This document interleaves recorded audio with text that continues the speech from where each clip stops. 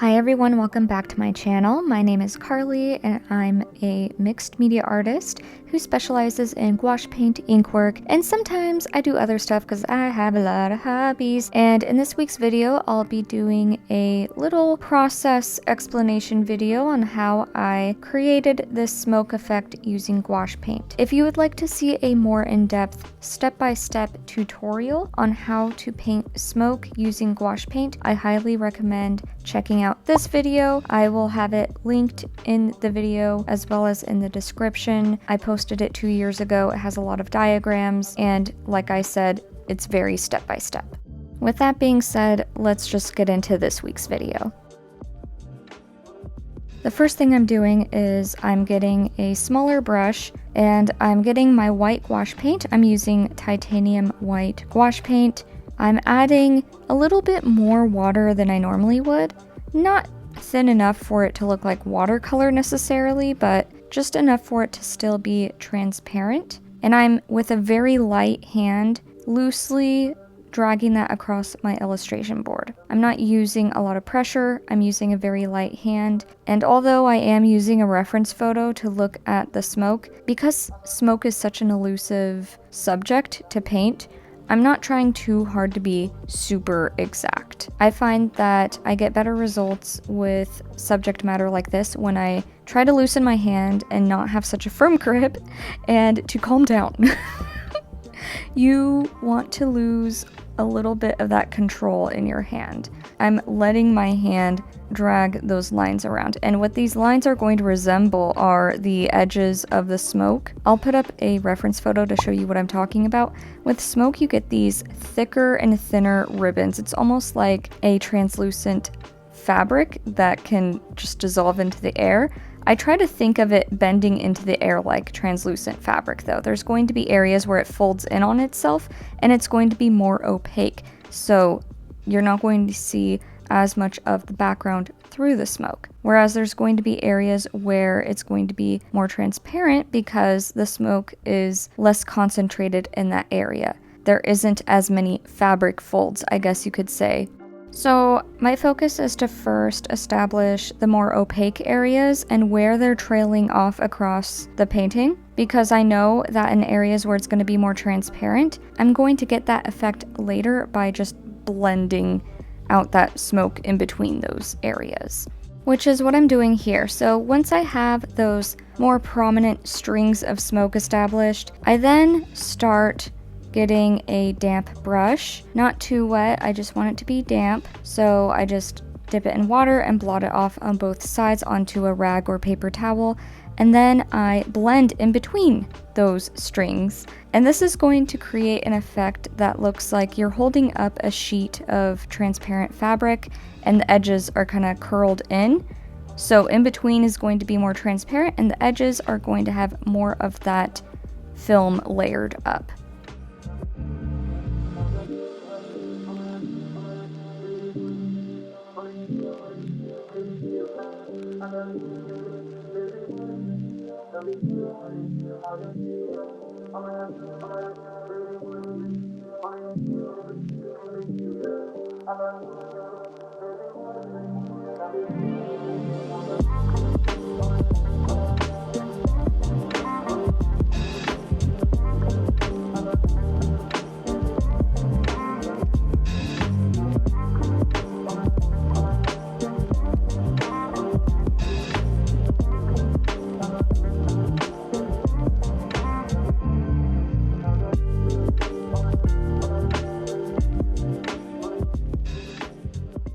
As I'm doing this, I'm using my damp brush in circular motions to blend it and feather it out into the background. Right here, it was a little bit frustrating because I'm like, obviously using white paint on a red background is going to create pink.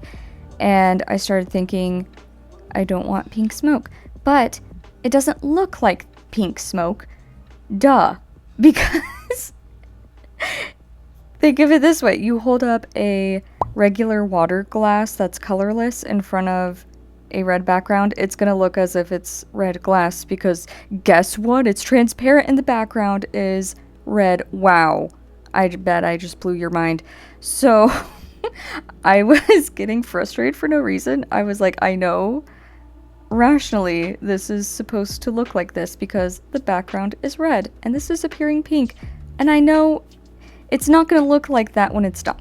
It's not going to read to your brain as, oh, this is pink smoke from like a gender reveal party. No, it looks like smoke on a red background. As I blended out the edges of the smoke, I did realize it was getting really pink, but as it dries and as I layered up more and more detail into the smoke, that's the way it looks like. Because it would look really weird if it didn't do that. It would look like you photoshopped smoke from a different background onto something else, right? And this is just to say, sometimes when you're painting, doing the right thing sometimes looks wrong in its unfinished stage. Obviously, it's not done. Ada.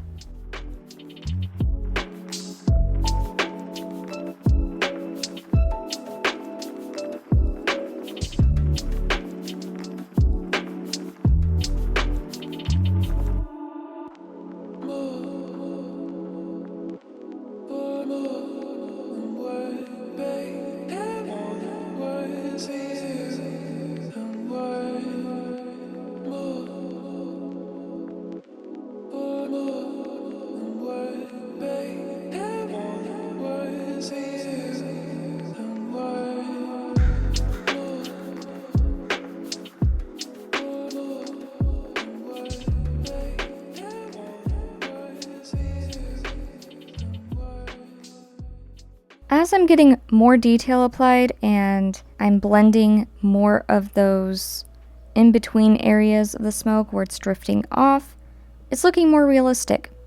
Something that's also helping with this realistic look to it is that the white gouache paint that I'm using on top of this red background is desaturating and creating kind of like an ashy cast to the red. I would understand if you thought this looked like this smoke is burning pink, if the pinkiness in it was really saturated and neon, or it could read as just neon pink lighting if the whole setup had that kind of effect to it. However, in this case, it doesn't look like that because the red background looks like there's a film of light gray over it. It looks like it's being muted or desaturated, I should say. This is just happening naturally on its own. I'm using titanium white gouache paint. I'm sure if you used a different pigment, you might get a somewhat different experience. However, in my experience with using white, it tends to make whatever's underneath appear more muted and chalky. Sometimes I'm trying to avoid that, but in this case, I actually really appreciate that it's doing that because I don't want the background red fabric backdrop to be as saturated as it is throughout behind areas where there's smoke. It wouldn't look right. Smoke by nature is smoky. It's going to look kind of gray and ashy.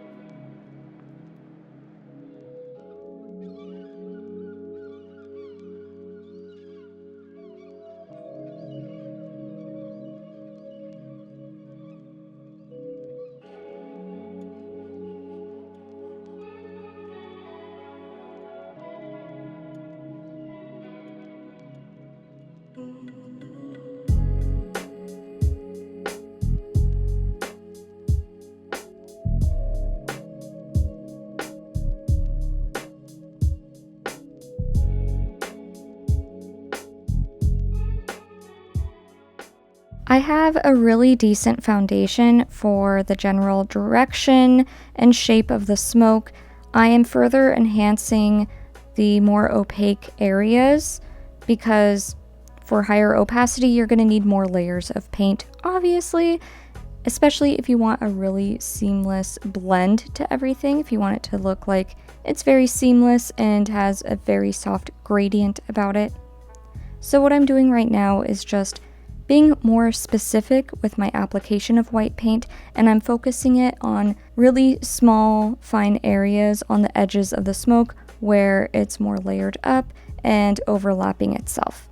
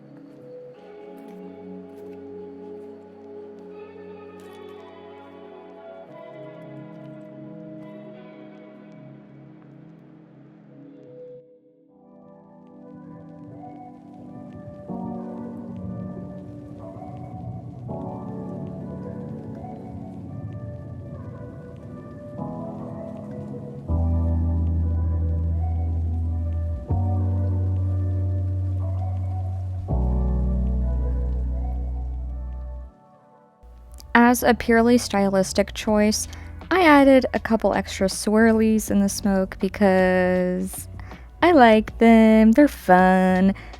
I'm doing this by using a damp brush and dragging the edge of that paint out and creating a swirling motion. I'm doing that not only on the edges of the smoke, but I'm also doing that in some areas where I feel like there needs to be a little bit more filler. I don't want there to be a lot of straight lines in the smoke. In the picture, the smoke is relatively loose. It's being moved. It's not in a single streamline column of smoke. So I'm enhancing this just by adding a little bit more loop shapes. Again, I'm doing this with a very soft grip on my brush. I'm not carving out details here, okay? I am being really gentle with my grip. If you're having a hard time with painting or drawing things that are very organic and flowy like this, involving a lot of weird abstract shapes, I would highly suggest that you try painting or drawing with your non-dominant hand. This will force you to not overthink. You will have less control over the lines you are making. You will likely create more unintentional lines, which is actually not something I say you want a whole lot, especially with drawing. But in the case of something like this, you do want unintentional lines and shapes, especially in things like clouds. If you try too hard to perfect their shape, they're not going to look organic. They're going to look like cartoon structured clouds with bubble shapes. I encountered this with a previous painting I did where I had to paint the moon. I was painting moon craters. The way my brain just wanted to perfect every square inch of that drove me nuts. I wound up with craters that looked too similar in size and shape, and it looked like I had a polka dot moon, and that's not what I wanted. So I started painting with my left hand, and I got the exact result I wanted. So just a little tip there, especially for things like smoke, clouds, water, craters, organic textures of any kind, use your less dominant hand. It will help you chill out, okay, and create more organic shapes.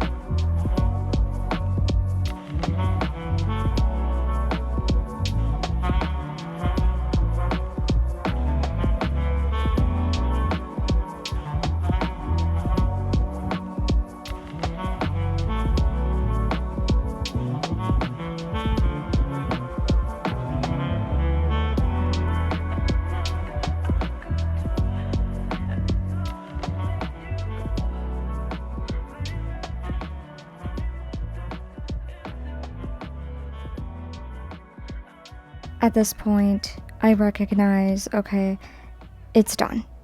I could have stopped here, did I? No. No, I didn't. And I will tell you why, because I like whimsical things. I like spooky, whimsical things. Hence why I added so many extra swirlies in the smoke. And guess what? I'm adding more. That's right. I'm adding more. Not sorry about it. It makes my heart happy. So that is what I'm doing. It looked totally fine before. But at this point, at this stage is when I am taking some creative liberty, making some choices that make my inner child go, that looks sick, right? And isn't that what we all want? Is it not? So I'm adding more swirlies and accentuating more of the really detailed, precise swirlies I have already created. I am creating a swirly inception, if you will, of smoke. And I love how it turned out, for me personally. It's probably not everyone's cup of tea, but that's okay. You can paint your own. As you can tell, every single layer of white gouache paint I have used, I have gotten way more specific with every single layer. I have gotten a lot more specific with my application and with how far I blend it out. At this point, I am using a nail art brush, yes. A nail art brush for very fine pinstriping. And I think this was just the cherry on top. It makes it feel more whimsical. That is what I did. I used a nail art brush to apply those very fine lines of swirls in the smoke. And I'm using my other brush while it's damp to just soften the edges a bit so that they're not like pinstripes on my painting.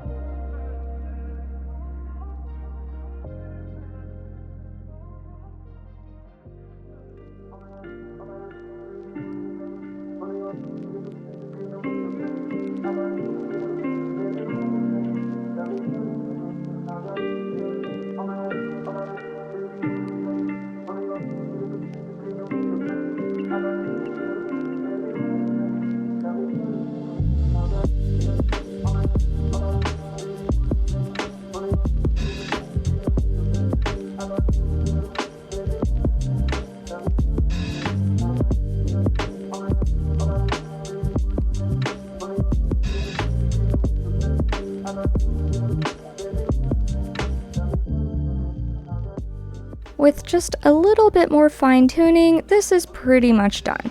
At this point was when I was blending, and I know when I get to that point where I just keep blending, I have to stop myself and put the painting up, look at it, and if I think, yeah, this looks alright, then I know.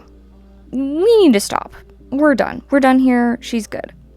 Sometimes I have to step away from it for a few days, maybe even a week, sometimes a month, and I come back to it and my feelings about the painting change, and I realize, hey, this is actually done, or hey, I want to add more to it. In this case, I knew. I also just wanted to be done with this thing because it's taken me so long. And with that being said, she's done.